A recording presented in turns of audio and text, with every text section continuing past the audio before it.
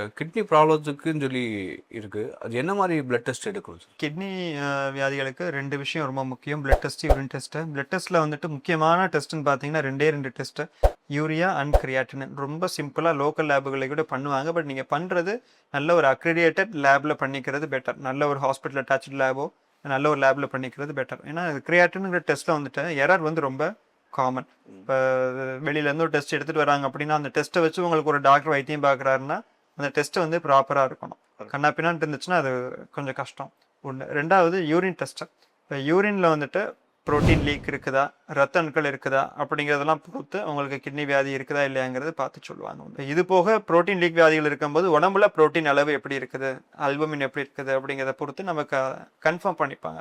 கிட்னியில் தான் protein league ஆகுதா அப்படிங்கிறது வந்துட்டு யூரின் டெஸ்ட்டையும் பிளட் டெஸ்ட்டையும் கோரிலேட் பண்ணி நம்ம வந்துட்டு செக் பண்ணிப்போம். இது போக அட்வான்ஸ்டு டெஸ்ட்டுன்னு பார்த்தீங்கன்னாக்கா சிஸ்டாட்டின் சி அப்படின்னு சொல்லுவோம். இந்த டெஸ்ட்டை வச்சும் நமக்கு வந்துட்டு கிட்னியோட ஃபங்க்ஷனுங்கிறது எப்படி இருக்குங்கிறது செக் பண்ணிக்கலாம். பட் அது நிறைய லேபில் பண்ணுறதில்ல, சில லேபுகளில் தான் பண்ணுறோம். கொஞ்சம் காஸ்ட்லியும் கூட. ரொம்ப ஈஸிலி அவைலபிள் டெஸ்ட் பார்த்தீங்கன்னா கிரியாட்டினின்.